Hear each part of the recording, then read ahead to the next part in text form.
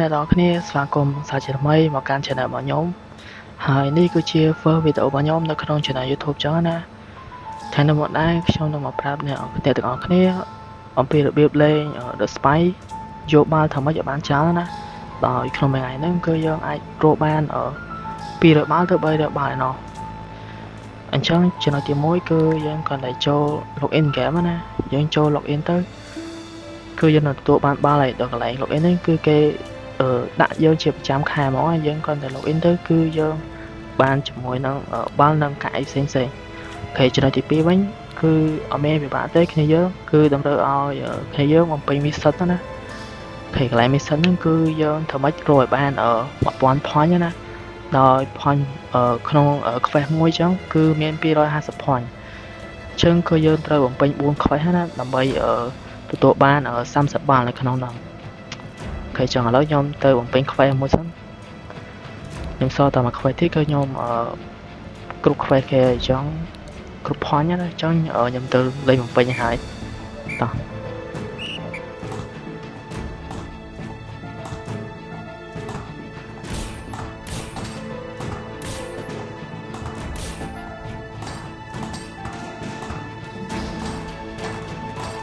តើខ្ញុំបំពេញ mission នេះហើយគឺខ្ញុំនឹងទទួលបានបាល់ហើយអ្នកនរគ្នានេះពេលយើងបំពេញបាន4 mission អញ្ចឹងយើងនឹងទទួលបានក្របបាល់ហើយបាន30ឯណោះអូយតើឥឡូវយើងទៅចូលចំណុចទី3អ្នកនរគ្នាតើគាត់តែគ្នាយើងលេងវគ្គ tournament ណាអ្នកនរគ្នាលេងឲ្យឈ្នះបាន3ប្រកួតណាយើងទទួលបាន champion ទៅគឺយើងនឹងទទួលបាន80បាល់បន្ថែមទៀតពេលដែលយើងលេងឈ្នះណាអូខេតើឥឡូវខ្ញុំចូលទៅលេងសិន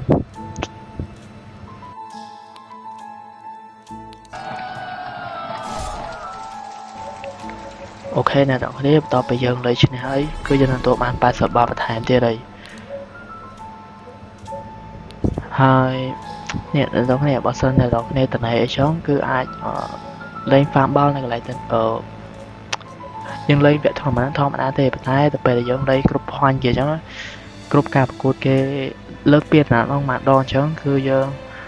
បានម្ដង25បាល់និយាយទៅអត់តែយើងលេងដល់ point ហ្នឹងទៅកន្លែងហ្នឹងគឺស្រួលដែរទេក៏វាទៅចំណាយពេលដែរ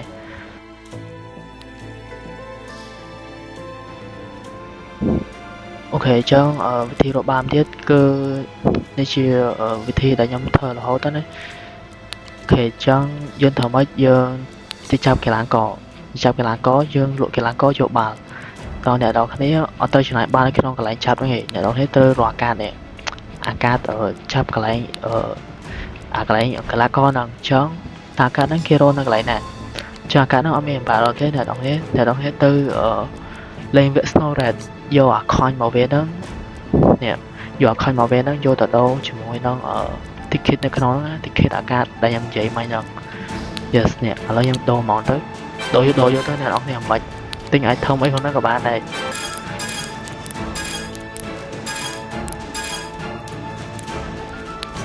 អូខេអ្នកនរគ្នាបន្ទាប់ពីខ្ញុំដូរអស់ហើយឥឡូវខ្ញុំទៅការចូលទៅចាំកន្លែងកីឡាករនេះដើម្បី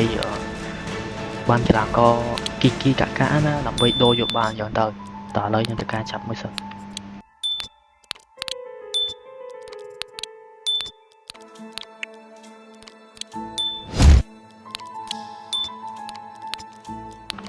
អូខេអ្នកនរគ្នាបន្ទាប់ពីខ្ញុំ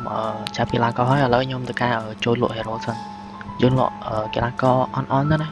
ដើម្បីយកបាល់បន្ថែមទៀត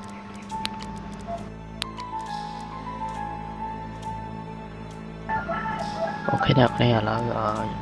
យើងនឹងការលក់តែម្ដងណានិយាយទៅពណ៌អាកាសគីហ្នឹងគឺយើងលក់ទៅវាមិនសូវចំណេញបានទេតែវាបានសន្សំខ្លះដែរអ្នកនរគ្នានេះពេលយើងលក់ទៅគឺបានបាល់ណាអូបាន96ឯណោះចុងមួយថ្ងៃគឺយើងអាចរកបានច្រើនណាស់ក្នុងមួយថ្ងៃគឺយើងអាចរកបាន200បាល់ទៅ300បាល់នោះជួយតមកទៀតបែបហ្នឹងហើយលក់ចោលទុកទៅអីអូខេអញ្ចឹងចំណុចទៅទៀតគឺខ្ញុំលេងអីអ្នកនរគ្នារកបាល់កន្លែងនេះវគ្គអារណាថ្មីហ្នឹងណានេះខ្ញុំលេងវគ្គហ្នឹងទៅជួអាខុញហ្នឹងដើម្បីយកមកដកអាកាសហ្នឹងក៏បានដែរអ្នកនរគ្នា តែបែបហ្នឹងខ្ញុំលេងធុញមែនតើលើខ្ជិលលេងបើអ្នកនរគ្នាចូលចិត្តលេងគឺអាចលេងបែបហ្នឹងទៅតោះឥឡូវខ្ញុំទៅពិធីរកបានមួយទៀតគឺដូចគ្នាទៅលេងវគ្គ Colosseum ណាយើងលេងវគ្គ Colosseum ហ្នឹងមួយអាទិត្យគឺយើងអាចបាន400 Blue Flame ដែរហើយអ្នកគ្នាត្រូវយក Blue Flame ហ្នឹងទៅចាប់កន្លែងevent របស់ Colosseum ហ្នឹងនេះកន្លែង event នេះចាំមើលនេះដល់នេះដល់គ្នាកន្លែងហ្នឹងគឺយើងចាប់ទៅចំណៃមែនទេបានទាំង hero បានទាំង V point និយាយទៅបានអីជួយច្រើនទៅកន្លែងហ្នឹងគឺចំណៃមែនទេតែនេះខ្ញុំ recommend ឲ្យអ្នកទាំងអស់គ្នាចាប់កន្លែងហ្នឹងម្ដង10ដងទៅ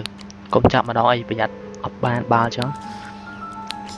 ចាប់10ដងទៅយើងអាចនឹងសំណាងបាន Isabel អីចឹងទៅអូខេអ្នកទាំងអស់គ្នាដើម្បីរកកាតហ្នឹងបានបន្ថែមទៀតណា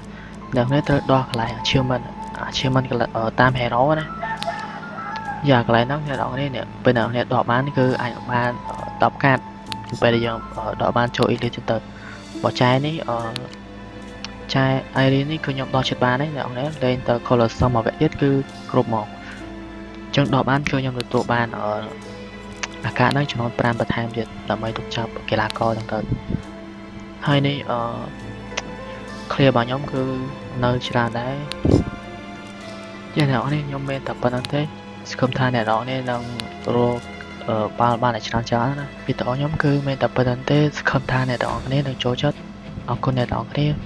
កុំភ្លេចជួយ subscribe channel របស់ខ្ញុំម្នាក់មួយផងអរគុណ